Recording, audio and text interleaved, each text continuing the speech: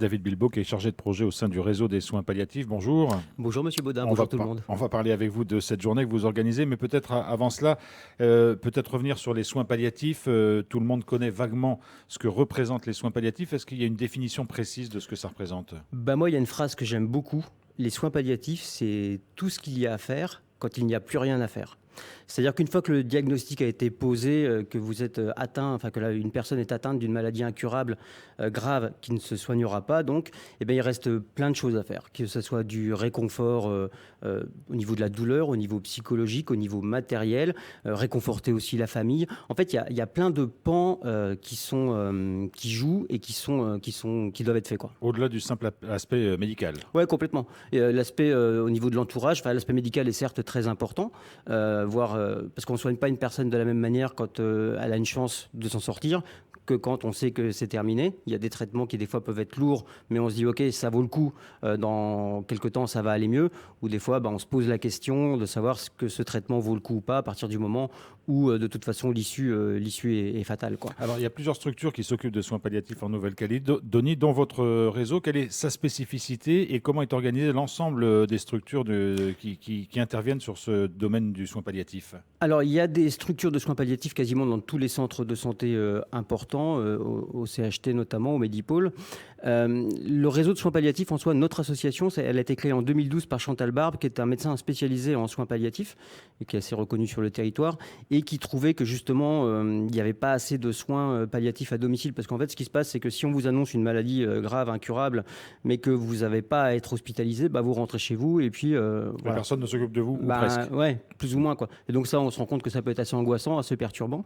Et donc, l'idée de ce réseau, c'est d'être là, d'être présent. Et donc, c'est soit les infirmières libérales, soit les médecins, soit même les patients ou les aidants qui contactent le réseau. Et à partir de là, il y a un diagnostic qui est fait. Alors, quand on parle de diagnostic, c'est souvent pas un un coup de fil. diagnostic médical. Non, c'est vraiment les infirmières, elles appellent la personne. Où est-ce que vous habitez? Est-ce que vous êtes isolé? Est-ce que vous avez un psychologue? Comment vous vous sentez? Comment va le moral? Est-ce que vous avez mal? Est-ce que vous avez de l'entourage? Est-ce que vous avez de quoi manger?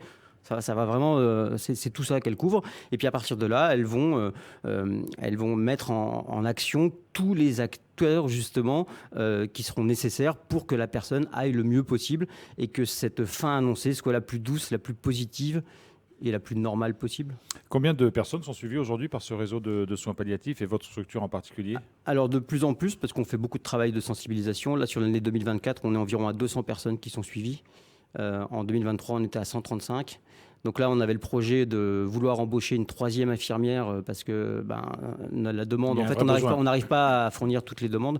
Mais effectivement, le contexte actuel va certainement empêcher ce développement. On va y revenir dans un instant. Comment s'est passé le travail de votre réseau et notamment des infirmières pendant les émeutes? Est-ce que vous avez senti que les choses étaient plus compliquées? Est-ce qu'elles ont eu aussi des conséquences sur la vie des patients que vous suivez? Complètement, ouais. Puis on peut même extrapoler au-delà, pour tous les professionnels de santé qui doivent se déplacer ou même... Parce qu'en fait, il y a eu plusieurs pans. Il y a eu les blocages qui rendaient les déplacements complètement impossibles. Et puis, il y a aussi les patients qui mettaient leur santé finalement au second plan et qui aujourd'hui commencent à nous appeler ou à appeler les infirmières, les médecins, mais avec des états beaucoup plus dégradés, avec encore moins de moyens médicaux aujourd'hui. Donc la situation, elle est extrêmement complexe. Mais clairement, tout le mois de mai, les déplacements étaient contraints. Ça a été très difficile de se déplacer. Donc il y a des patients qui n'ont pas vu leurs infirmières, leurs médecins leurs suivants médicaux, on va dire, pendant longtemps. Et voilà. Donc ça a été très très compliqué. Mais on a fait autant que faire se peut des suivis par téléphone.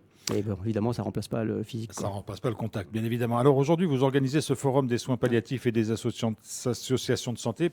Ça se passe à Nouville, sur le site de l'ACH.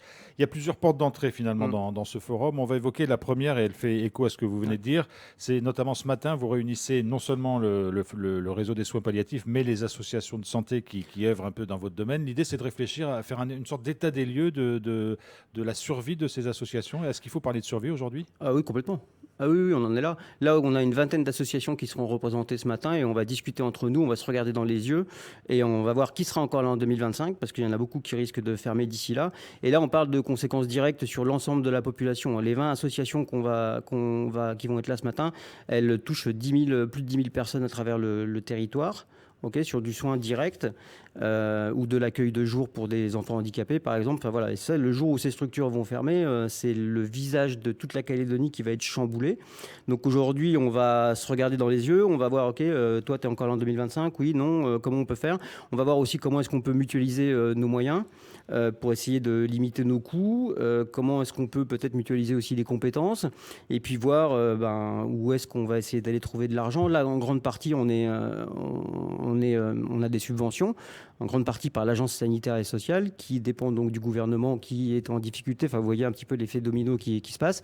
Donc, on remercie beaucoup le travail. D'ailleurs, il faut le faire de l'Agence sanitaire et sociale et de Malakoff Humanis qui finance cet événement aujourd'hui. Il faut les saluer parce que sans cet argent-là, ça serait très, très, très, très compliqué. Aujourd'hui, ça va être compliqué. Vous estimez que c'est ce réseau d'associations de santé dont vous faites partie aussi a un besoin d'argent de combien? Est-ce qu'il y a une estimation possible à donner? Alors, on l'a fait avec nos petits moyens à nous.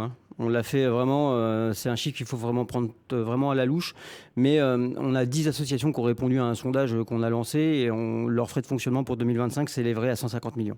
Pour passer l'année 2025. Ouais, pour passer l'année 2025. Mais encore une fois, ce chiffre, faut vraiment. D'ailleurs, c'est une des volontés qu'on a avec le tissu associatif de santé, mais avec le tissu associatif global, c'est qu'il faut vraiment mener un audit de savoir combien coûtent les associations. Le montant dont elles font bénéficier la société, qui est forcément nettement élevé parce que les associations, elles mobilisent des bénévoles. Et voilà. Donc, il faut vraiment réaliser cet audit. Combien d'emplois? Et on parle, le tissu associatif global, on parle de 3 à 4 000 emplois.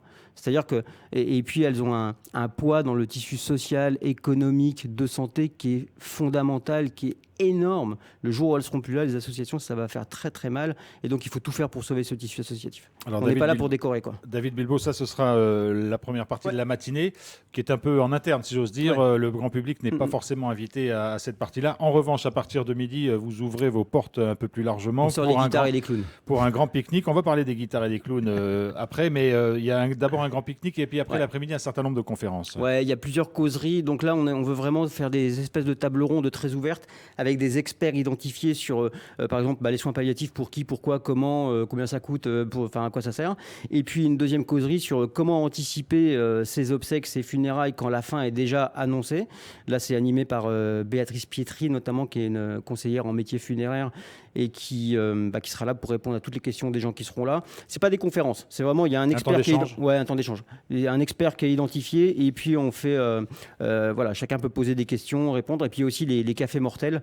Ça, c'est une Tanadoula, une infirmière spécialisée en fin de vie finalement, qui va parler de ça. Et ça aussi, c'est des groupes de 10 personnes pour parler du deuil, de la mort et de sa suite.